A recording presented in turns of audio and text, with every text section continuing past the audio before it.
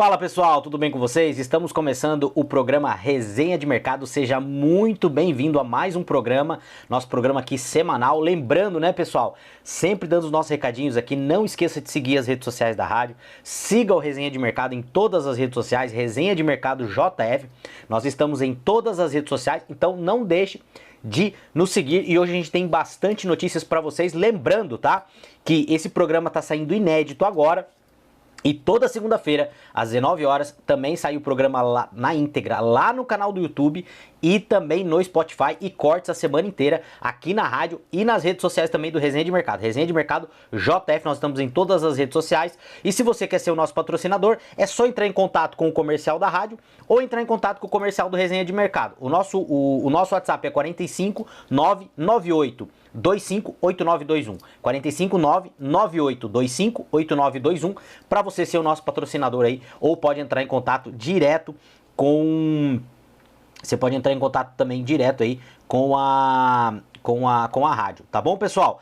Vamos lá, vamos começar a falar de mercado, vamos falar um pouquinho do que vem acontecendo no mercado aqui.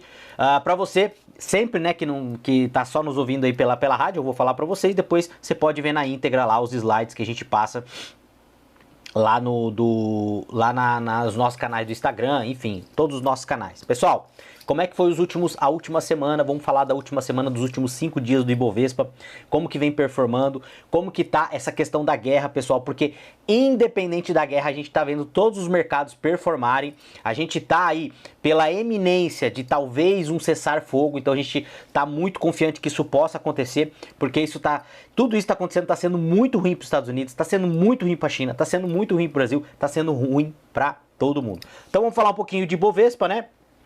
O Ibovespa aí, nos últimos 5 dias, teve uma pequena queda de 0,77, só que no mês, pessoal, o Ibovespa subindo quase 9%, muito resiliente, né? Chegou a bater ali 198 mil pontos, né? Estamos quase chegando nos 200 mil pontos, nunca duvidei do Ibovespa a 200 mil pontos, né? E no ano, uma alta aí, pessoal, de 35%, aliás, uma alta no ano aí de mais ou menos 35%, tá? No ano, Ibovespa subindo bastante. Vamos falar um pouquinho aqui do SP500, né, pessoal? O índice lá dos Estados Unidos. Na última semana, o SP se recuperou bem. Pessoal, olha que doideira. Estados Unidos está em guerra com o Irã e o mercado continua performando. Mercado continua. Depois eu vou falar um pouquinho para vocês, eu vou trazer algumas notícias para vocês aqui, para mostrar para vocês que a inflação já está batendo lá nos Estados Unidos, tá? Tá batendo e tá batendo forte lá no mercado americano. Então nos últimos 5 dias aí, mercado americano subindo 4%, no mês, mercado americano subindo 6%, né? E o Ibovespa aí saiu, começou bem o ano, caiu depois da guerra e agora se recuperou com uma alta aí no ano de quase 4%, pessoal. E a tendência, começou a sair os balanços das empresas americanas, eu vou trazer aqui para vocês, e a tendência é do mercado americano continuar subindo. Pessoal, tem uma coisa, que isso aqui é uma teoria minha, tá? Que assim, o mercado de capitais, ele não vai parar de subir enquanto os estados não parar de imprimir moeda. O mercado americano, ele não vai parar de subir, independente de qualquer coisa que aconteça lá, se o governo americano, se a moeda americana não deixar de ser a moeda de reserva do mundo, tá? Por quê? Porque o mundo demanda dólar. O mundo demanda dólar. Todas as transações, a maioria das transações são feitas, mais 70% das transações são feitas em dólar. E aí, quando você contrai uma dívida em dólar, você tem que ter o excedente para pagar aquela dívida em dólar. E se os Estados Unidos não imprimir esse dólar, você não tem como pagar a dívida, entendeu? Então o mundo é uma coisa que se retroalimenta. Como vai terminar? Eu não sei. Eu só tenho certeza que isso vai terminar, uma hora vai terminar. Falando um pouquinho do dólar, o dólar voltou a cair, baixando ali abaixo dos R$5, tá? Nos últimos 5 dias aí uma queda de 0,52. No mês, uma queda de 4%. Isso é muito bom, por 2 motivos, sempre falo aqui para vocês. É muito bom porque a gente compra dólar mais barato para investir. Eu fiz meu aporte agora na última sexta-feira, converti os meus reais para dólar para fazer o meu investimento lá nos Estados Unidos e na conversão ali paguei já com a taxa tudo 5,8, 5,9, pessoal. Eu cheguei a comprar dólar mais de 6 reais e continuo comprando, continuo aportando, tá? Uma coisa que a gente tem que entender também, lá no mercado americano, o dólar ele pode enfraquecer. E se o dólar enfraquecer, é bom para a indústria americana. Então, mas eu não vou aportar nos Estados Unidos que o dólar está caindo. O dólar pode cair, mas quanto mais o dólar se depreciar, até um certo ponto, lógico, as empresas americanas elas performam melhor. Por quê? Porque elas ficam mais competitivas. E é isso que o Trump vem buscando. Ele quer que o dólar perca um pouco de valor para os Estados Unidos poder ter essa competitividade e reindustrializar os Estados Unidos. A gente não sabe se isso vai dar certo, porque não tem como o dólar ser uma moeda fraca e ser a moeda de reserva do mundo. A gente não sabe como que isso vai funcionar ainda. Não, provavelmente não deve fazer as duas coisas. Mas o dólar caindo, as empresas americanas vão performar melhor. Tá bom? E aí, então no mês caindo 4% e no ano o dólar caindo quase 10%, 9,76. E aí, pessoal, vamos falar um pouquinho aqui de Bitcoin. Bitcoin aí que voltou a se recuperar. Nos últimos 5 dias teve uma alta aí de mais ou menos 7%, tá? Quase 8%. No mês ainda está com uma queda ali de 0,60 e no ano ainda uma queda de 15%, tá? O Bitcoin chegou a cair bastante no ano aí e agora recuperando aí uma queda de 15% o Bitcoin. Beleza, pessoal? Isso aqui são as informações dos gráficos para vocês. O que eu vou passar para vocês agora?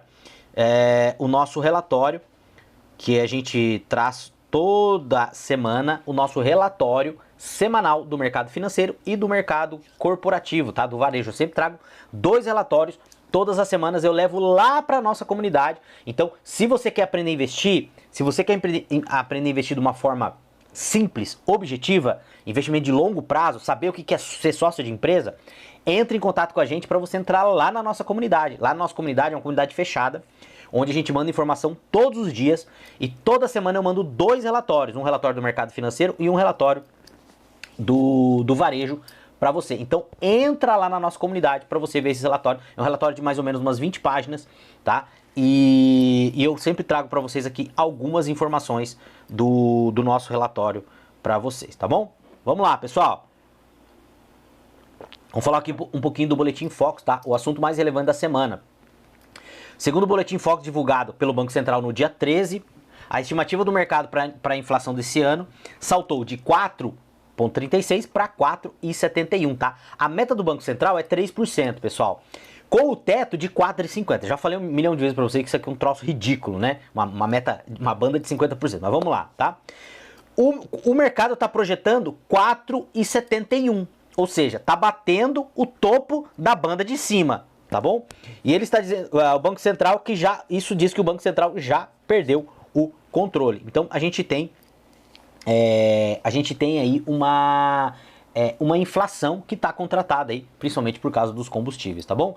Dilema da taxa Selic e a cautela do cupom, tá? A inflação em rota de colisão com o teto da meta, a taxa Selic tornou-se o centro das atenções, que atualmente está em 14,75, tá? E a expectativa anterior era de um corte de 55 de 0,50 para a próxima reunião. A nova expectativa é de 0,25, tá? E a previsão no final do ano de 12,50. Agora eu vou falar um negócio para vocês. Eu não vou me surpreender se a gente não tiver corte na taxa Selic, tá bom? Eu não vou me surpreender se a gente não tiver corte na taxa Selic. Tá bom, pessoal? Pessoal, outro segmento que subiu bastante no mercado, principalmente no mercado americano essa semana, foi o segmento de IA e semicondutores, tá? A tecnologia continua a ser o motor do Nasdaq. E o Nasdaq, se eu não me engano, ele bateu 13 dias de alta consecutiva, tá? Que subiu 8 dias consecutivos até o dia 17. Mas ele tava para bater 13 dias já de abril, tá? O índice de condutores, o PHLX, atingiu o seu recorde histórico. E aqui, pessoal, eu quero destacar para vocês 3 empresas que são 3 gigantes que estão dentro hoje do índice, tá? Uma delas, você sabe que é a Nvidia, né, que mantém domínio total sobre a plataforma Ruby, né? Enquanto a Marvell Tech subiu 7,2, tá? Com alta demanda de infraestrutura de IA. TSMC, que é a maior fabricante de semicondutores do planeta, fabrica mais de 50% de todos os semicondutores do planeta, TSMC, inclusive tenho na minha carteira há mais de 4 anos, é uma das que mais estão performando na minha carteira. Estuda, vale a pena você dar uma estudada, não é recomendação, mas de repente para você ver como que tá o performance da TSMC, que ela tem upside para crescer ainda, tá bom, pessoal? Não é recomendação, se você quiser saber mais, entra lá na nossa comunidade que a gente vai falar, tá? TSMC é a maior fundição de chips do mundo, fabricando fisicamente os chips desenhados pela Apple, Nvidia e etc, tá? E a ASML, que tem o monopólio das máquinas que fabricam os chips. Então eu fiz o contrário aqui, mas o que acontece? A ASML é uma empresa holandesa, tá? Que ela que fabrica, ela que faz as máquinas que fabricam os semicondutores. Então a ASML, ela produz a máquina a TSMC compra, né, e outras produtoras de chip, e faz o chip lá para a Nvidia, tá? Então esse é um setor que vem crescendo bastante e que a gente acredita que vai crescer também, tá? Vamos lá, pessoal. Vamos falar um pouquinho aqui da Coreia do Sul, tá? Coreia do Sul, Japão, Nikkei atingiu o recorde histórico de 58 mil pontos no dia 15 de abril, tá? O índice KOSPI, que é o índice lá da Coreia do Sul, saltou mais de 3%, atingindo também recorde histórico. A Samsung Eletrônicos, tá? Subiu mais de 7%. China, pé no freio, tá?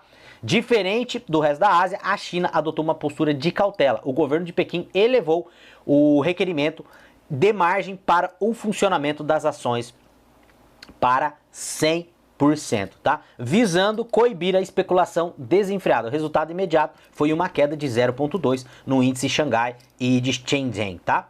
Pequim prioriza a qualidade de capital em vez de quantidade de liquidez. A gente sabe que lá, pessoal, a gente sabe que a China é um país de capital, de capital fechado, é muito difícil você investir na China, né? Estão falando aí que a China, notícia aí que a China teve um crescimento aí de 5%, muitos especialistas falam que esse número é maquiado, então a gente não tem como saber. A gente sabe que a China realmente é uma grande potência, mas a gente não tem como saber realmente o que tá por trás ali do governo chinês, né, pessoal? Então, eu, por exemplo, não invisto na China, tá? E não é recomendação nenhuma, mas eu não invisto na China, eu acho meio nebuloso lá. Pessoal, esse aqui é outro relatório, também é o relatório do varejo. Já falei para vocês, são 2 relatórios, eu vou passar um pouquinho aqui desses relatórios. Vamos falar um pouquinho aqui, pessoal, do IBGE e o recorde histórico de fevereiro, tá? No final do dia 15, no dia 15 de abril, o IBGE divulgou o volume de vendas do comércio varejista, que avançou 0,6 em relação ao mês de fevereiro, tá? Na comparação, avançou em fevereiro em relação ao mês de janeiro, tá? Marcando um novo recorde da série histórica iniciada em 2000. O que observa aqui é a resiliência do setor. Mesmo com juros elevados, o varejo consegue ter um resultado bacana. Outra coisa aqui é o protagonismo dos bens de consumo, tá? Hipermercados, supermercados, produtos alimentícios que tiveram aí uma alta de 1%. Inflação, Selic e custo de crédito. IPCA no mês agora de março, 0,88, aceleração frente a 0,70 no acumulado do primeiro trimestre, tá? Isso aqui tá preocupando bastante. Selic projetada, a projeção para o encerramento de 2026 entre 13% a 15%, a gente não sabe. Impacto nos duráveis, inflação alta, juros e crédito caro, tende a ter uma queda nas vendas principalmente de produtos duráveis. Pessoal, faturamento real da indústria. A CNI divulgou no dia 15 de abril de 26 o faturamento da indústria de transformação, que cresceu 4,9%. Então, é o resultado aí bem bacana. Só que, no entanto, o que acontece? O acumulado do ano, a gente ainda tem uma retração de 8%. Utilização da capacidade instalada, isso aqui também é bem importante, tá? permanece estável em 77,3, o que mostra que as fábricas ainda operam com folga. Não há risco de desabastecimento ou desafio de demanda. O problema é quando a indústria trabalha mais acelerada, né, pessoal? Vamos ver o que mais tem de notícia aqui.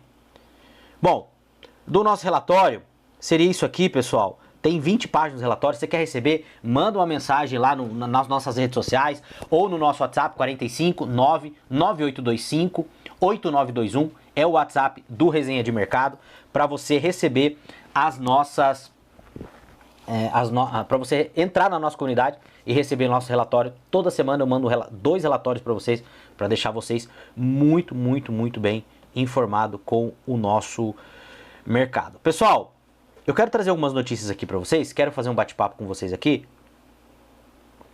sobre algumas coisas. Então, falei um pouquinho menos do relatório hoje, quero trazer algumas notícias para vocês, falar um pouquinho de mercado, falar do que vem acontecendo aqui no Brasil.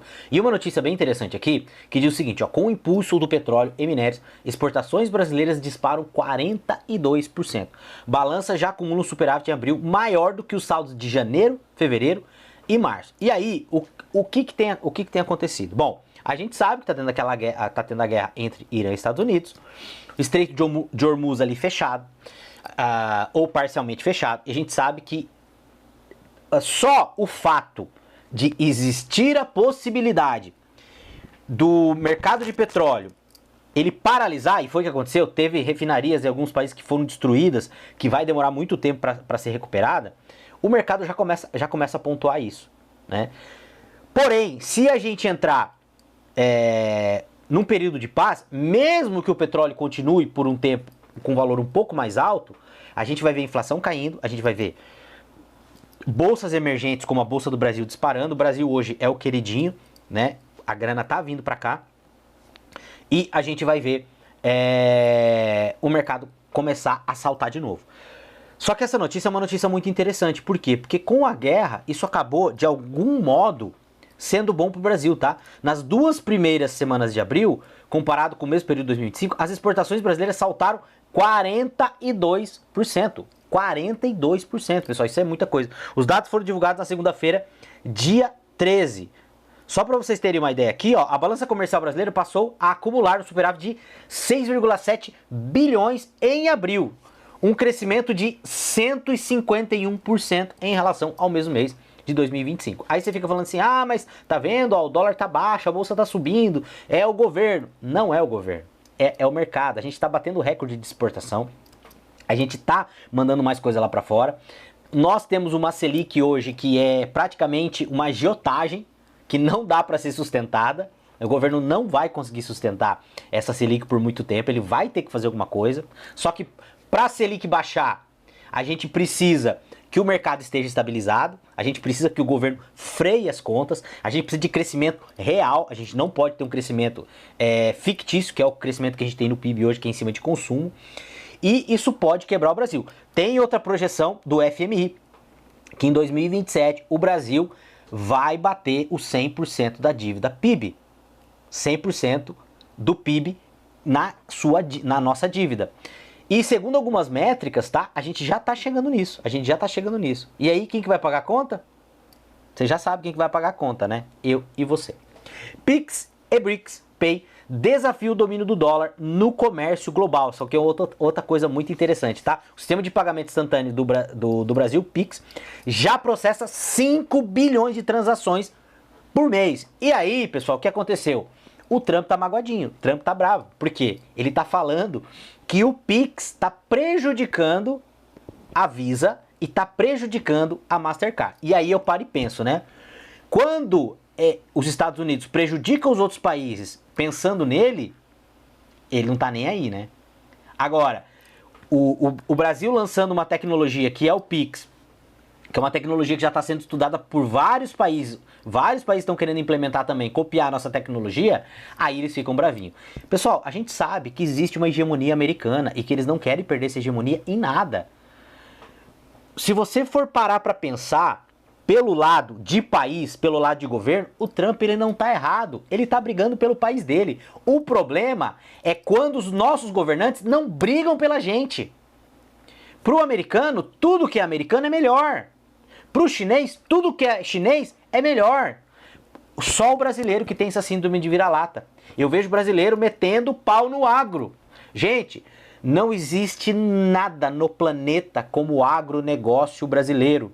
Nós somos a maior potência agro do planeta. Eu até me arrepio quando eu falo isso aqui. Nós somos a maior potência agro do planeta, plantando 1/3 de terra do que os outros países plantam. Se você pegar China, tem mais de 30% de terra plantada. E aí, segundo alguns estudos, eles dizem que o máximo que o país pode disponibilizar é 30% da terra para plantio.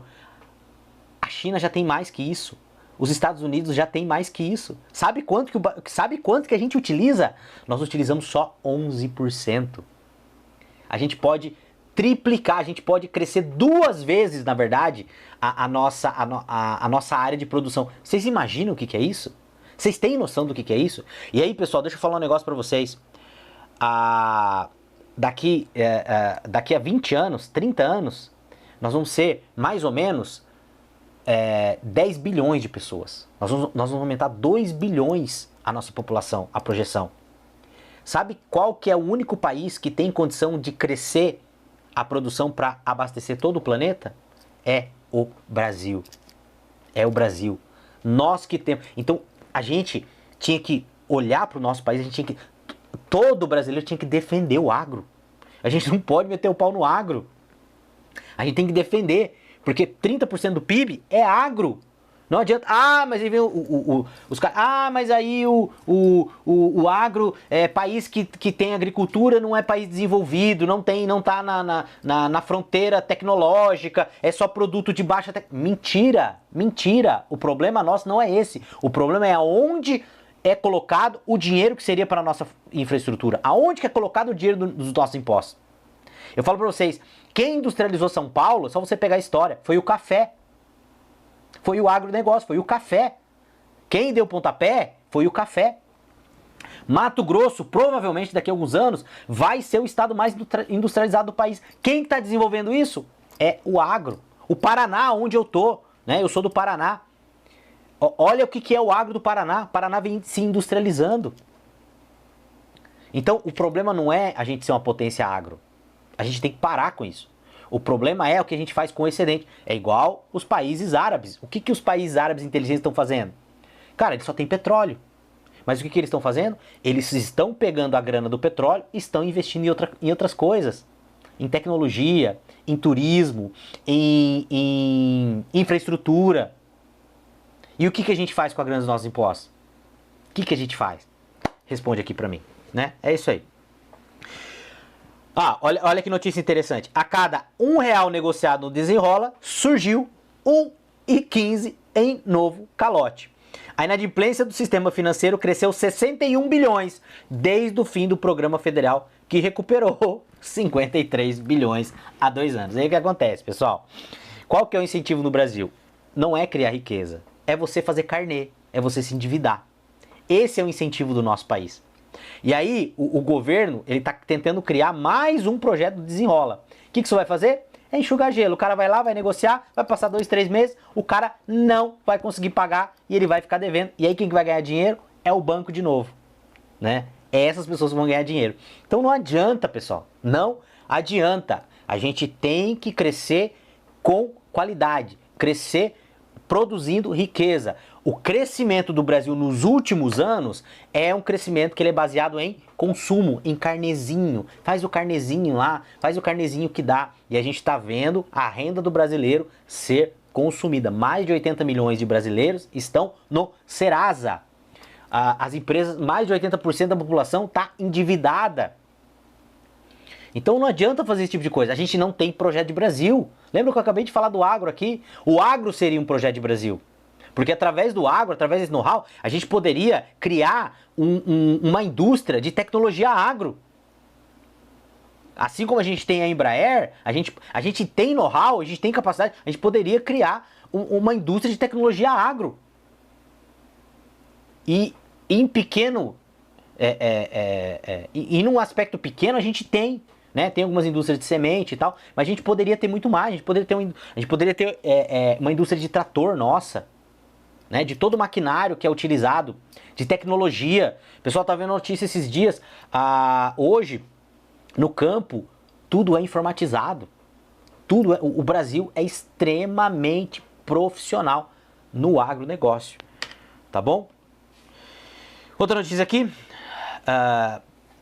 sobre o BRICS, né? Não é os Estados Unidos. País do BRIC aumenta a exportação de petróleo do Brasil ao segundo maior nível da história. O que aconteceu aqui, pessoal? A demanda da China levou as exportações de petróleo do Brasil aos maiores patamares da história. Em março, o país asiático comprou 1,6 milhão de barris por dia, o maior volume já registrado, equivalente a 67% de todo o petróleo exportado do Brasil. É isso que eu falei para vocês.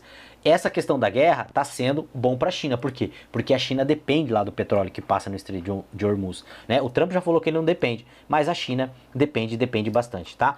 Governo quer 10 bilhões em gastos fora da meta da estatal. Para quê? Para injetar nos Correios. O que está acontecendo aqui, pessoal? A gente tem a nossa meta, que é o orçamento. O governo faz lá o orçamento dele. E aí o que ele quer fazer? Ele quer deixar 10 bilhões fora do orçamento. O que isso quer dizer? Que é assim, ó, eu vou gastar 100, tá? Eu vou botar que eu vou gastar 100, mas na verdade eu vou gastar 110. Cara, isso é ridículo. Isso é ridículo. É só no Brasil um negócio desse. Cara, você imagina o Estado administra as nossas finanças desse jeito? Desse jeito? E eu volto a falar, a culpa não é desse governo, todos os outros governos fizeram isso. O problema é estrutural. Gente, o negócio tem que ser sério. Pergunta para esses parlamentares que vão aprovar esse orçamento, pergunta para os que têm indústria, se eles aceitam isso na indústria deles. Pergunta para eles. Faz uma pergunta aí pro teu deputado, que tem empresa, que vai aprovar, que vai votar a favor disso aí. Pergunta para ele. Viu, lá na tua empresa, lá, você vai ter um orçamento lá de X milhões, de 100 milhões, e aí você vai gastar 110 milhões. E aí você vai falar que as contas fecharam. Pergunta pra ele. Pra que ele fala? Então o que eu falo pra você, gente. Pessoal, Milton Friedman, ele falava que existe 4 formas de você gastar dinheiro, né? Então, a primeira forma é você gastar o seu dinheiro com você mesmo. E aí você vai procurar gastar o dinheiro com a maior qualidade possível, produto de maior qualidade, e gastar o menos. Gastar o teu dinheiro com os outros. E aí você não vai estar muito preocupado com a qualidade, mas vai estar preocupado com o valor. Gastar o dinheiro dos outros com você. E aí você não vai estar nem um pouquinho preocupado com quanto você vai gastar, mas vai estar preocupado com a qualidade. E aí o que o governo faz? Gastar o dinheiro dos outros com os outros, né? Você não vai estar nem um pouquinho preocupado com quanto você vai gastar e você não vai estar nem um pouquinho preocupado com a qualidade do produto que você vai entregar para a pessoa. Então é assim que as coisas funcionam. Pessoal, a ANEEL propõe o aumento de 19,2 na conta de luz dos paranaenses. Então você que é paranaense, fique esperto aí, porque a tua conta de luz deve aumentar. Parece que eles vão fazer aí uma consulta pública e tal. Parece que a própria Copel disse que o valor deveria ser menor. Quem determina o valor é a ANEEL, né? Não é a Copel. E só lembrando, o último reajuste que foi feito, eu não lembro o ano agora, foi menos de 10%, tá? E vocês já estão falando aí em 21%. Outra notícia bem interessante aqui, você que é acionista da Copel, preste atenção, você que é acionista da Copel, CPL E3 aprova 706 milhões em JCP, e Bancões vê espaço para mais. Lembrando, tá, que dividendos ainda é isento no Brasil, JCP não é isento. Então, JCP você vai pagar imposto de renda lá, que se eu não me engano agora mudou, 17,5%. Então, você que é acionista aí da Copel, fica ligado.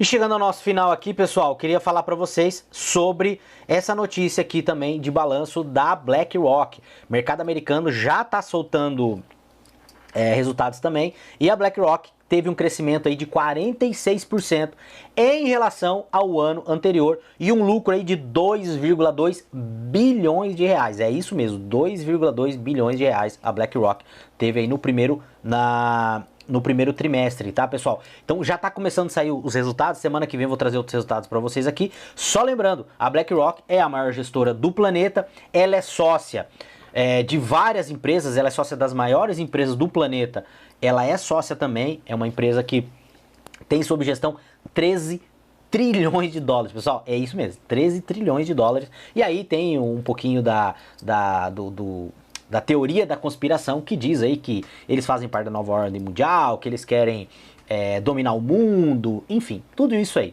tá bom, pessoal? Eu não sei, comenta aqui o que você acha, se realmente é, se não é, se você tem investimento em algum fundo da BlackRock, eu tenho investimento em alguns fundos da BlackRock, né, e comenta aqui com nós. Pessoal, estamos chegando no final do nosso programa, queria agradecer vocês, agradecer a audiência e dizer o seguinte para vocês. Pessoal, não deixe de seguir as redes sociais da rádio, não deixe de seguir as redes sociais do Resenha de Mercado, nós estamos em todas as redes sociais, Resenha de Mercado JF, em todas as redes sociais. Não deixe de seguir lá, não deixe de seguir também, como eu já falei, as redes sociais da rádio. E quer ser nosso patrocinador?